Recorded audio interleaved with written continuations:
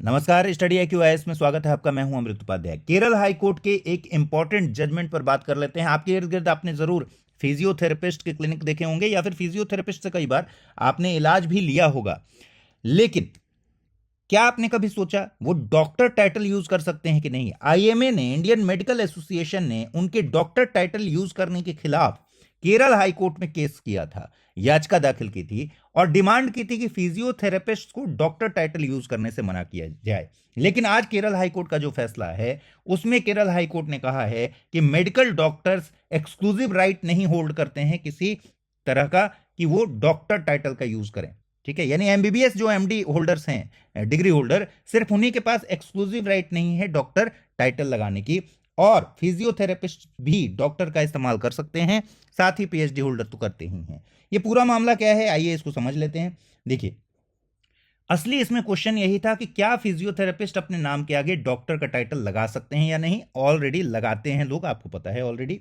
ये एक कानूनी लड़ाई है, लेकिन फैसला जो है वो ऐतिहासिक है। और डॉक्टर शब्द के असली मतलब की खोज भी यहां केरल हाईकोर्ट ने की है और कहा कि ये डॉक्टर शब्द लैटिन एक वर्ड है डॉक्टर, उससे बना हुआ है, जिसका मतलब होता है ट्रेनर या फिर टीचर।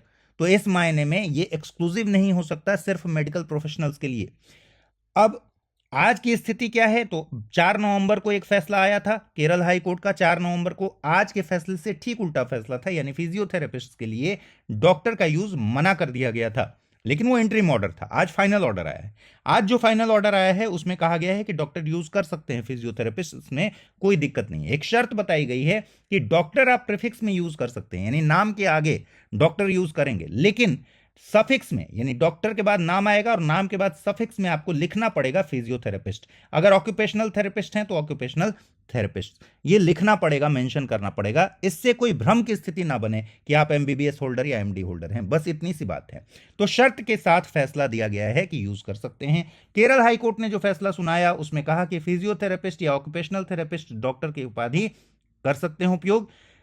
IMA की उस याचिका को खारिज कर दिया गया जिसमें दावा किया गया था कि यह उपाधि केवल MBBS और MD के लिए आरक्षित है। न्यायमूर्ति थे VG अरुण, इन्होंने अपना फैसला सुनाया है और इसके बड़े दूरगामी असर भी होंगे। अब न्यायालय का यू टर्न, जैसा मैंने बताया था कि भाई 4 नवंबर 2025 को जो इंटरिम ऑर्डर आया था उसमें अदालत ने इस आधार पर कि मान्यता प्राप्त चिकित्सा योग्यता के बिना आप डॉक्टर टाइटल यूज नहीं कर सकते और फिजियोथेरेपिस्ट के पास वैसी मान्यता प्राप्त डिग्री नहीं होती जैसे कि MBBS MD की डिग्री है, तो थेरेपिस्ट को डॉक्टर का उपयोग करने से रोक दिया गया था।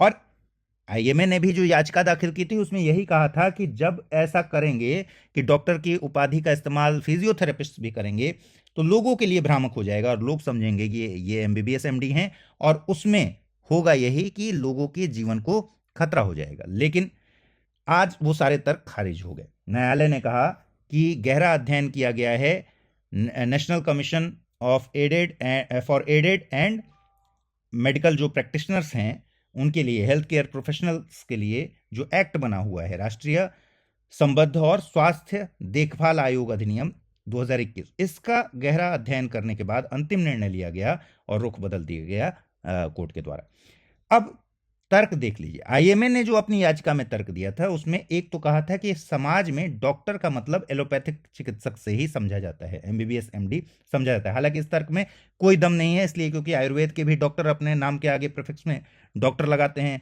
होम्योपैथ वाले भी लगाते हैं और फिजियोथेरेपिस्ट भी लगाते हैं। तो इस आधार पर तो IMA शायद ये चाहता हो कि सिर्फ और सिर्फ जो एलोपैथिक डॉक्टर हैं उनके नाम के आगे ही डॉक्टर लगाया जाए। रोगी की सुरक्षा, यदि फिजियोथेरेपिस्ट डॉक्टर लिखेंगे जनता उन्हें मेडिकल डॉक्टर समझ लेगी तो खतरनाक हो जाएगा, जैसा कि अभी मैंने बताया। और अगर कानूनी दावे की बात करें तो जो NMC एक्ट है, ठीक है, उसके तहत केवल पंजीकृत मेडिकल प्रैक्टिशनर्स को ही आधुनिक वैज्ञानिक चिकित्सा का अभ्यास करने का अधिकार है। तो यह एक इंपॉर्टेंट दावा किया गया था। लेकिन सरकार और थेरेपिस्ट का जो पक्ष है उसमें कहा गया कि हम टेक्नीशियन नहीं हैं, हम प्रोफेशनल्स हैं। नया कानून जो है NCAHP एक्ट 2021 का, ये जो केंद्रीय कानून है फिजियोथेरेपिस्ट को केवल टेक्नीशियन नहीं बताता बल्कि हेल्थ केयर प्रोफेशनल्स भी मानता है।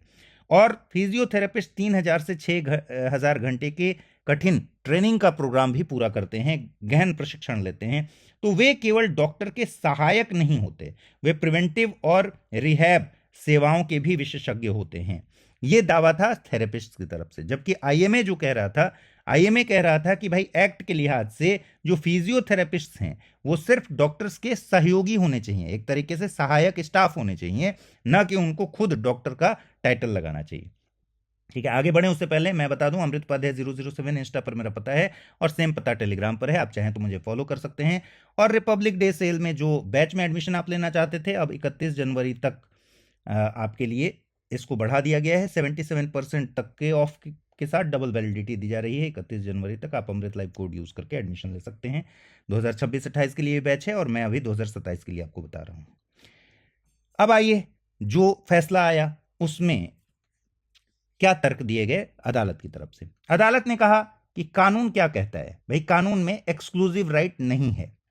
एक्सक्लूसिव राइट डॉक्टर की उपाधि लगाने का सिर्फ और सिर्फ एमबीबीएस एमडी डिग्री होल्डर्स के पास नहीं है। न्यायालय ने क्या कहा कि जो नेशनल मेडिकल कमीशन एक्ट है, एनएमसी एक्ट, उसमें ऐसा कोई प्रावधान ही नहीं है जो स्पष्ट रूप से कहे कि डॉक्टर की उपाधि सिर्फ और सिर्फ मेडिकल प्रैक्टिशनर्स को दी गई है।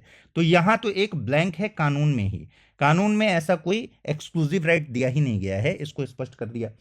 जो अनधिकृत डिग्री हैं, अनऑथराइज डिग्री हैं, उनका उपयोग करना तो अपराध है, लेकिन डॉक्टर शब्द पर किसी एक पेशे का कॉपीराइट भी नहीं है। यानी सिर्फ मेडिकल प्रोफेशनल्स का भी इस पे कॉपीराइट नहीं है, एक्सक्लूसिव नहीं है। जब कानून ने मना नहीं किया तो रोका नहीं जा सकता। जैसे कोर्ट ने हवाला दिया कि भाई पीएचडी होल्डर, ये भी तो अपने जो डिग्री लेते हैं पीएचडी की, ये भी तो डॉक्टर लगाते हैं अपने नाम के आगे, तो इसमें कोई एक्सक्लूसिव नहीं है कि सिर्फ मेडिकल प्रोफेशनल्स के लिए। दूसरा जो तर्क था, डॉक्टर शब्द का इतिहास बताया केरल हाई कोर्ट ने और कहा कि ये लैटिन शब्द, जो मूल शब्द है इसका लैटिन है, और लैटिन शब्द से डॉक्टर आया है, जिसका मतलब होता है टू टीच, टू ट्रेन। ठीक है, सिखाना, प्रशिक्षण देना। मूल रूप से यह एक शैक्षणिक उपाधि, एकेडमिक टाइटल थी 13वीं सदी के आसपास, जो धर्मशास्त्र, दर्शन शास्त्र, कानून इत्यादि के विद्वानों को दी जाती थी।